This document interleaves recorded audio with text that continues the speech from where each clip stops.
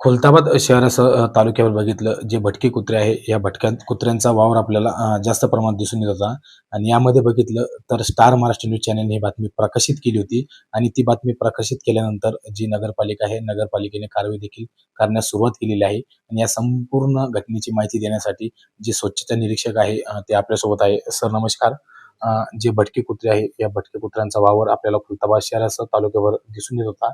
आणि याच अनुषंगाने बघितलं तर आमच्या चॅनल जे स्टार मास्टर चॅनलचे जे प्रतिनिधी आहे यांनी देखील ती बातमी प्रकाशित केली होती. आणि त्या बातमी प्रकाशित केल्यानंतर आपण जे कुत्रे आहे, या जे भटके कुत्रे आहे यांच्यावर देखील कारवाई करण्यात आलेली आहे. यावर काय सांगा? सर्वप्रथम आपल्या चॅनलने जी दखल घेतली ही चांगल्या प्रकारे आहे. याचंच अनुमोदन करून आम्ही पुढं कंटिन्यू माननीय मुख्याधिकारी समीर सर यांच्या मार्गदर्शनाखाली भटके कुत्रे यांचे निर्बीजीकरण करण्याची प्रक्रिया चालू आहे. यापूर्वी आम्ही 63 भटके कुत्रे यांचे निर्बीजीकरण केलेले आहे. आणि आज दिनांक 30/7/2026 रोजी 8 भटके कुत्रे पकडून त्याचे निर्बीजीकरण करण्याची प्रक्रिया चालू आहे. आणि ही कंटिन्यू प्रक्रिया चालू राहणार.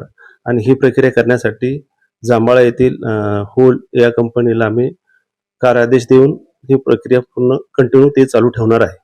सर यामध्ये बघितलं तर जे वेरूळ येथील जी घटना घडली होती, जो 3 वर्षाचा बालक आहे, या बालकावर देखील जे भटके कुत्रे, ह्या भटके कुत्र्याने हल्ला केला होता. आणि त्या हल्ल्यामध्ये त्या बालकाचा देखील मृत्यू झालेला आहे. ही हे पाहिलं तर व्हायला नाही पाहिजे.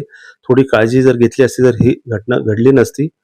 परंतु आम्ही त्याचा बोध घेऊन ही नगरपालिका ही कंटिन्यू प्रक्रिया सुरू राहणार आहे.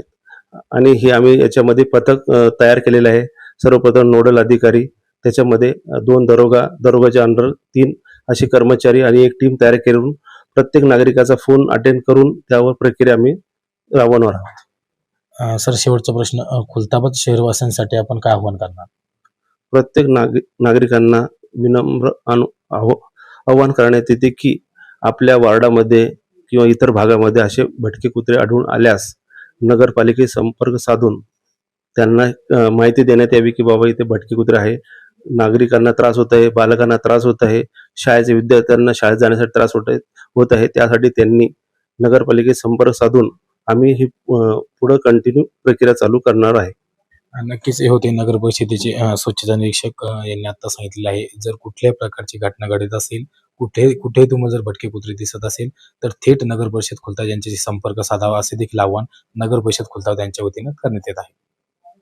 नवनवीन घडामोडी पाहण्यासाठी स्टार महाराष्ट्र न्यूजला सबस्क्राईब करा आणि ताज्या बातम्यांचे अपडेट मिळवण्यासाठी बेल आयकॉनला प्रेस करा आणि परिपूर्ण बातमी बरोबर रहा, इतरांपेक्षा एक पाऊल पुढे.